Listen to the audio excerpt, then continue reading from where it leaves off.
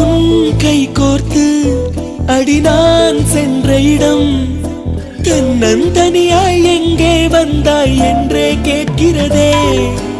உன் தோள் சாய்ந்து அடி நான் நின்ற மரம் நிழலை எல்லாம் சுருட்டிக் கொண்டு நெருப்பாய் இருக்கிறதே. நிழலம் விடும் என் தனிமை உடலம் விடும் உன் பிரிவை உயிர் மட்டும் நம்பிட மறுக்கிறதே.